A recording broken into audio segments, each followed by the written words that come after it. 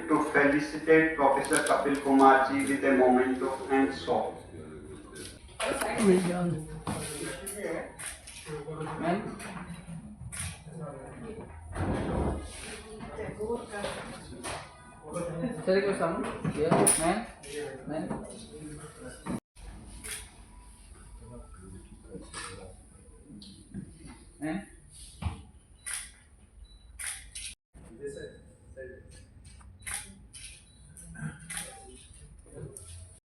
She is also an associate professor in the Department of English, University of Delhi. She is also serving as Joint Director at Center for Hindu Studies, University of Delhi. With many academic achievements to her name, her last book, Delhi Rise 2020, An Untold Story, brought us the real picture of anti-Hindu Delhi riots.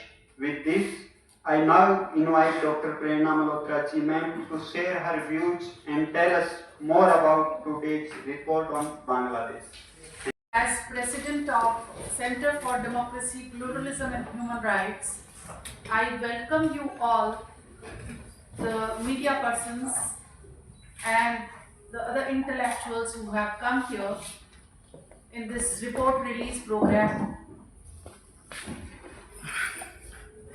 I want to share it with you that this is our third report on Bangladesh. We had released one report in 2021. Afterwards, when the Sheikh Hasina government was ousted, so we had prepared a report and released it in the month of September. Now we realized that Bangladesh is still burning.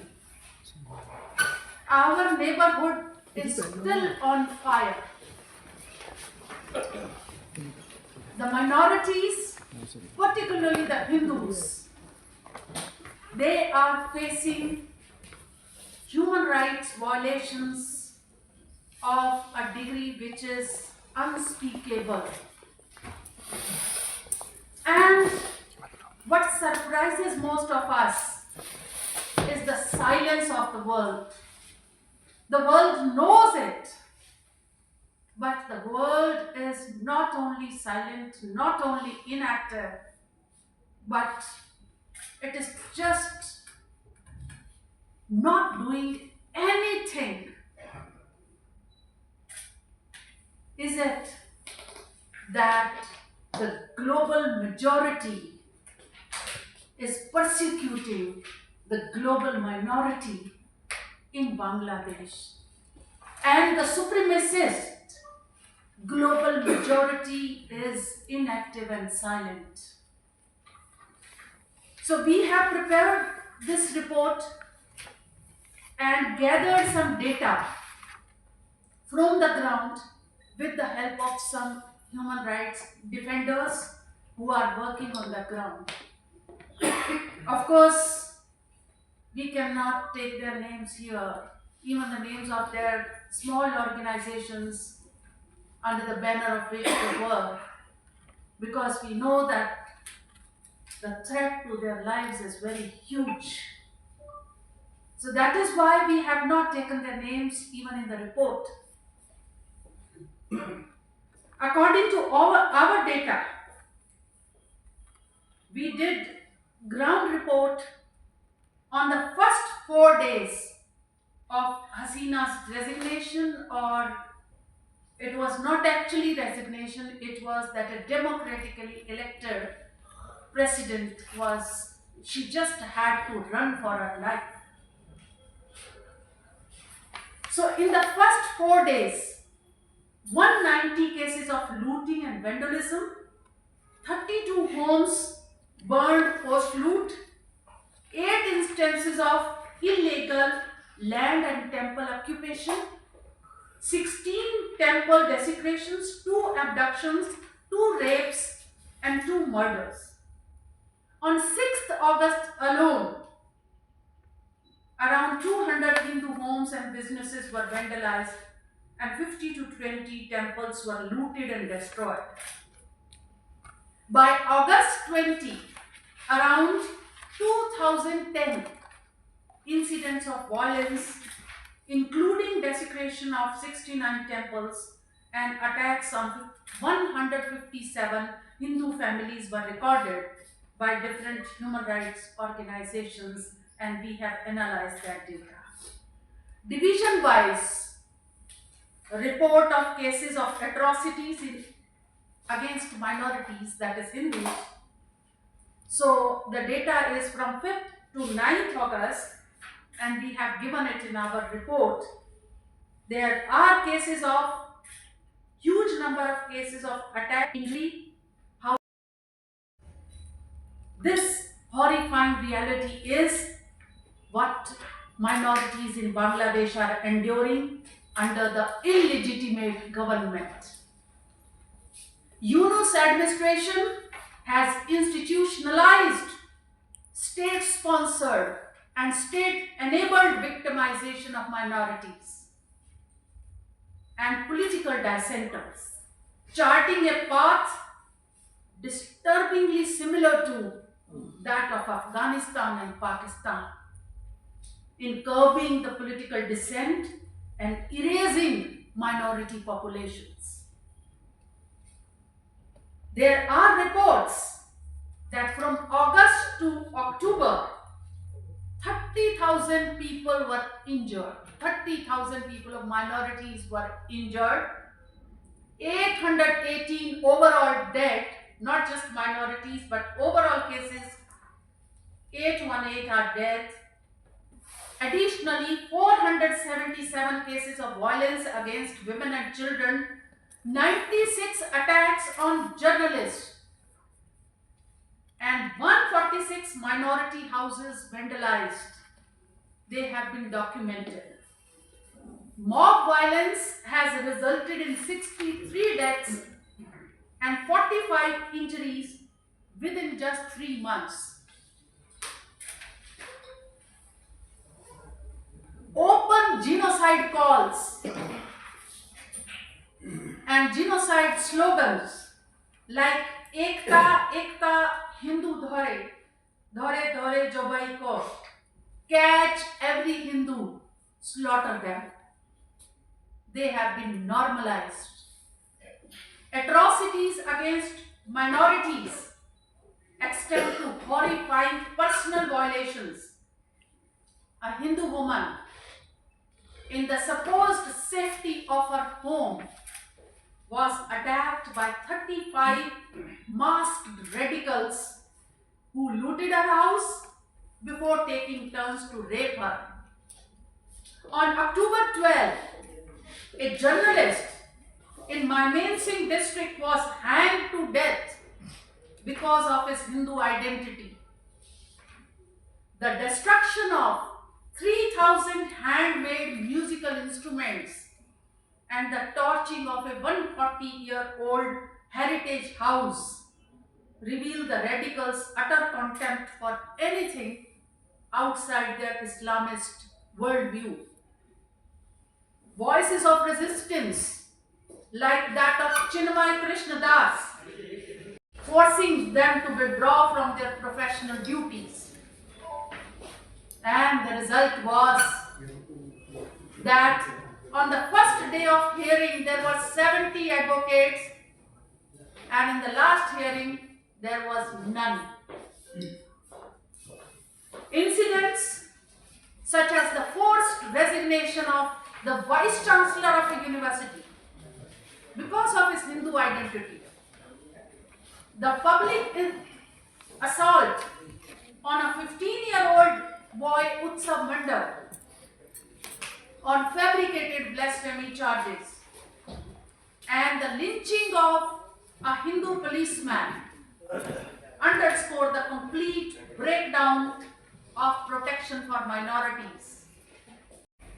As a Nobel Peace Prize laureate has turned enabler for radical Islamists, not only has he legitimized these extremist factions by including them in his interim government, but the police and military instead of acting as protectors, have become complicit in atrocities. The doctrine of jihad, promoted by extremist groups like Jamaat-e-Islami, seeks to establish an Islamic state by targeting minorities and enforcing Sharia law. Attorney General Muhammad Azam's statement advocating the removal of secular and Bengali nationalism from the constitution symbolizes this regressive shift, aligning with efforts to radicalize society. Reports reveal coercion of destitute Hindus to join Jamaat-e-Islami in Kalamati ward and children being indoctrinated through revised Sharia compliant textbooks.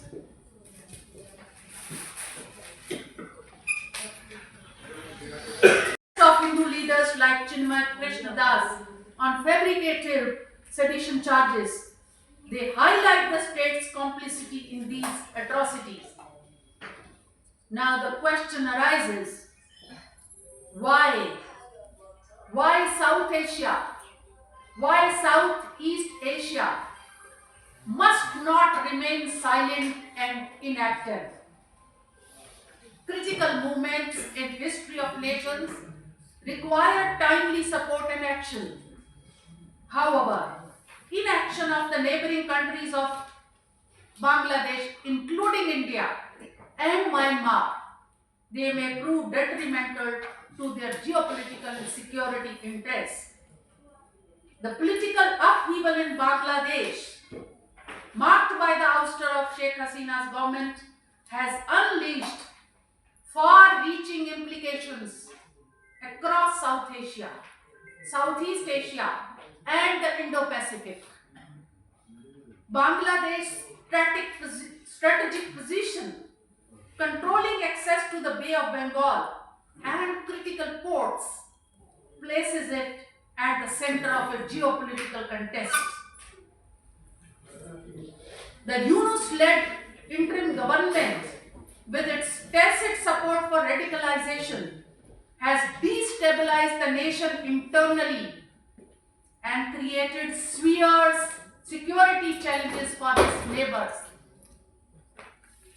Events like the jailbreak of 2,241 inmates, including 88 death row convicts tied to extremist groups like JMB and Ansarullah Bangla team, they highlight the escalating threats.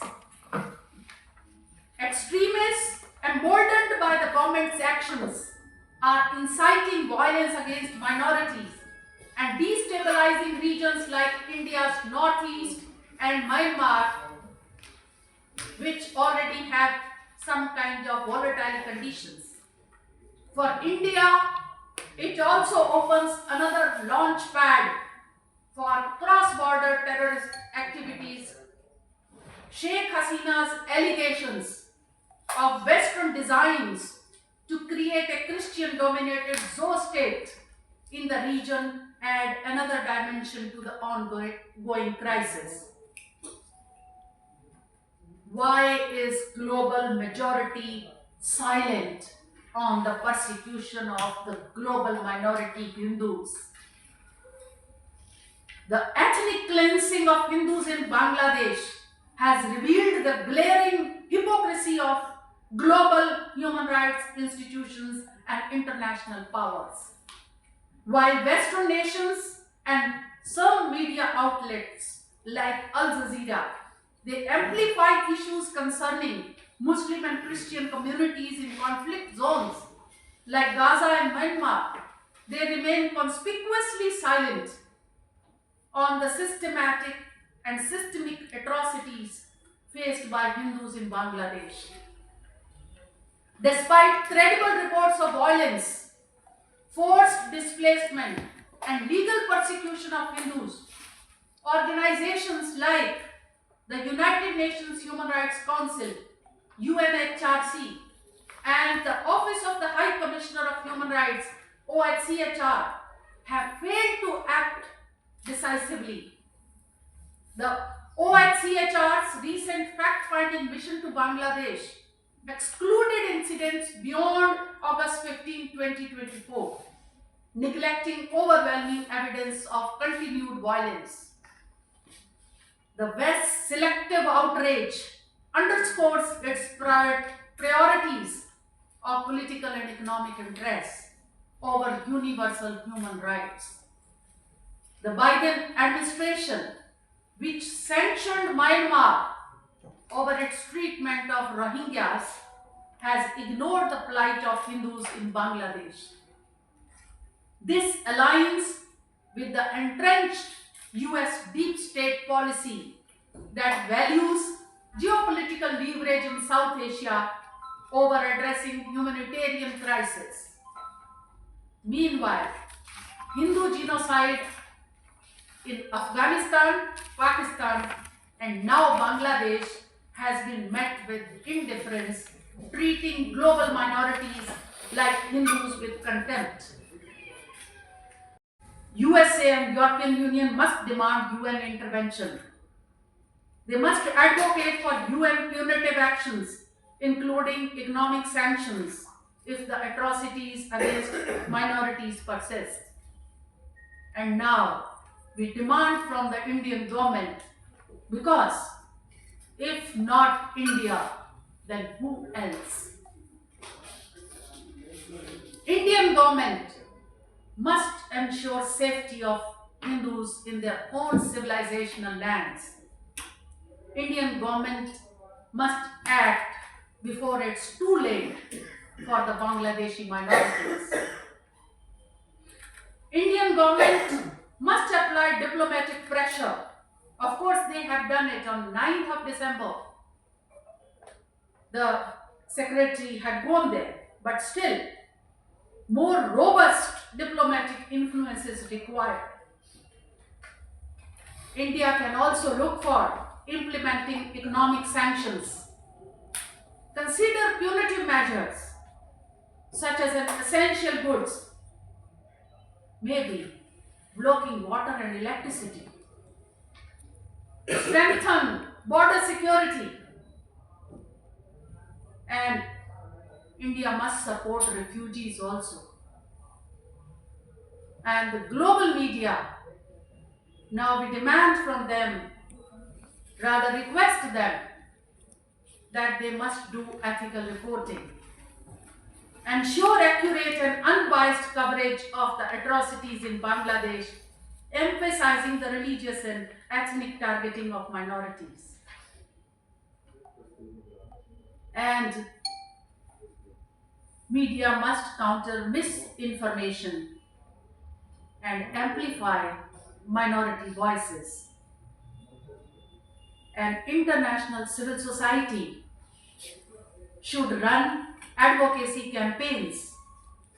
They should launch global initiatives to highlight the atrocities and rally international pressure against the Yunus regime. And they should support human rights efforts, collaborate with local organizations to provide aid and document the injustices faced by minorities. There is a call for the global action, mobilize public opinion to push for international interventions, ensuring justice and equality in Bangladesh. And above all, the global majority must act on the persecution of the global minorities. The global religious majority, like Christians and Muslims, must support for the fundamental rights of Hindus and Jains in Bangladesh. Their religious superiority and supremacy must not support the calls for the genocide of the religious and ethnic minorities of Bangladesh. These demands reflect the urgency of the situation in Bangladesh, where systemic marginalization and violence against minorities are reaching genocidal proportions. The international community must act decisively to prevent further atrocities and restore democracy and pluralism in Bangladesh. In the case of Bangladesh, silence is no longer an option. UN must act now in Bangladesh, lest minorities are wiped out. USA, other world powers, and particularly India, must act effectively, lest it is too late in Bangladesh. If there is no peace for Hindus in Bangladesh under the regime of the Nobel laureate, then the dignity of Nobel must be maintained, because the government has failed. Peace has not been maintained. So the Nobel Prize must be taken back by the Nobel Committee. Thank you so much.